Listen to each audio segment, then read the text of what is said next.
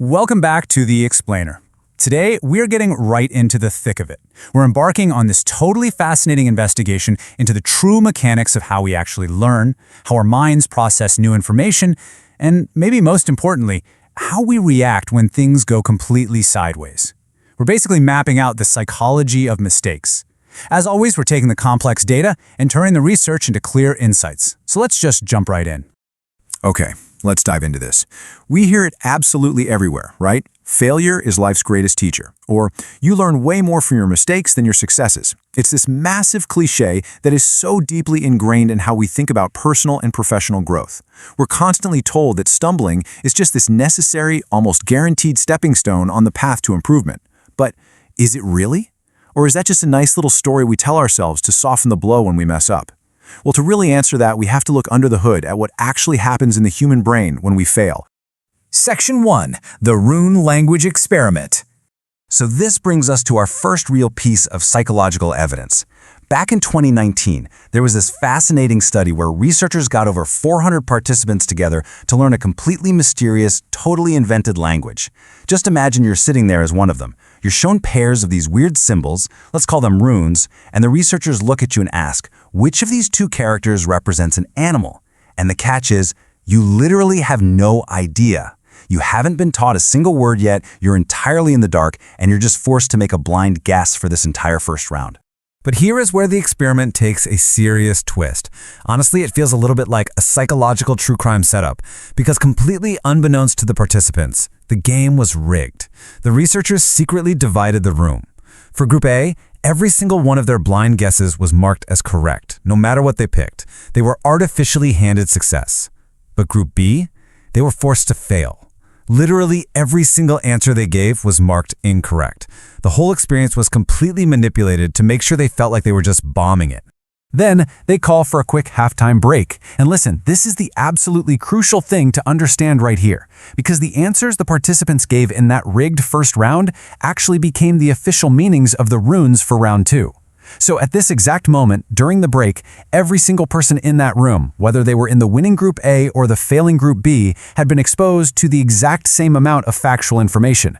The playing field was 100% perfectly level. So round 2 kicks off, and the questions are flipped.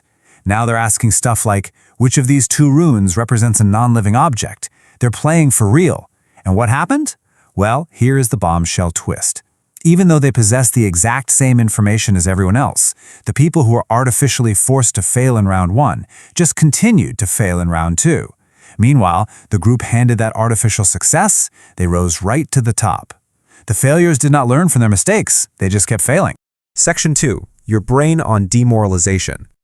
Now, what's really interesting about this slide is the motive behind this whole bizarre phenomenon. Why on earth didn't the failure group learn?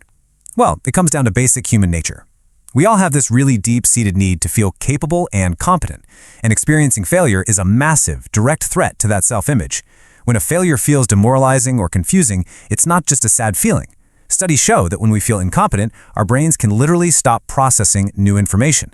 The massive threat to your self-esteem essentially throws up a giant roadblock, just totally shutting down your cognitive ability to learn anything from the experience.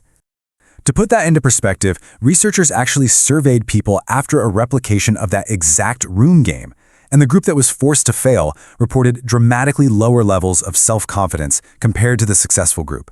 Their confidence completely tanked, and because of that, their brain's ability to process the actual mechanics of the language just shut off. Section 3. Beginners versus advanced learners. So wait, does this mean we can just never handle failure? No way. As it turns out, our tolerance for failure depends entirely on our relationship to the specific task. Let's look at this fantastic psychological plot twist from a 2011 study on American students learning French.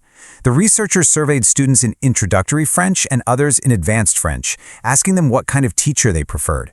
The contrast was absolutely stark. The beginners wanted a teacher who highlighted their strengths. They were totally seeking praise. But the advanced students? They actively wanted a teacher who pointed out their mistakes and corrected their weaknesses.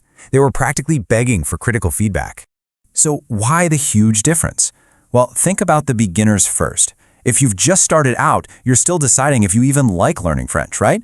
You're wondering if it's worth your time. Because of that really fragile early state, Novices fundamentally need positive reinforcement just to stay in the game. They literally crave praise to keep their motivation alive and basically fend off that intense brain-blocking demoralization we were just talking about.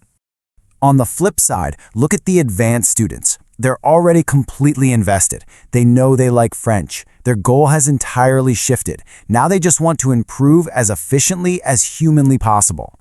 And because gaining expertise naturally involves taking a few hits along the way, these advanced learners have organically built up a much higher tolerance for making mistakes. The threat to their ego is way lower, so their brains actually stay open to learning from harsh critique. Section 4.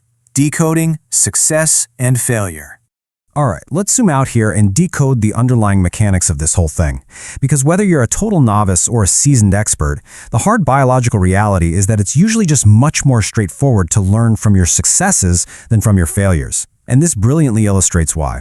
Imagine you just got an exam back. If you got an A+, you have a very clear narrative. 1, you made great choices about when and what to study. 2, you aced it. And 3, you now have a perfect, easily replicable roadmap for the next exam. Success gives you beautifully clear, actionable data. But now, imagine the agonizing mystery of getting an F on that exact same test. Suddenly, you are just drowning in variables. Did you not study enough hours? Wait, did you study for hours but focus on entirely the wrong information? Or, did you do everything perfectly right but the test threw in totally unfair material? It is just this overwhelming, confusing web of unknowns. The researchers put it so perfectly. They said, it's unclear exactly what went wrong, making it difficult to learn how to improve. And we can all empathize with that, right? It's incredibly frustrating when there are just way too many variables tangled up in failure. Trying to pinpoint your exact mistake feels exactly like looking for a needle in a haystack. Look, wanting to learn from our mistakes is totally natural. And cultivating a resilient growth mindset is a genuinely wonderful thing. But we do have to be careful here. Fixating on your failures can make it incredibly easy to forget all the things you are actually doing right. Overanalyzing every single tiny misstep can accidentally trigger that demoralization roadblock, which just completely overshadows your actual capabilities. So what does this all mean for us? Well, thank you so much for joining me on The Explainer today. I really hope this gave you a brand new perspective on how your brain actually handles the learning process. Before we wrap up, I want to leave you with this final, really provocative thought to chew on. Building on what you were doing right can often be far more effective than hyper-focusing on what you did wrong. So ask yourself, what if you actively mapped out the things you did well today and used that as your actual blueprint for tomorrow?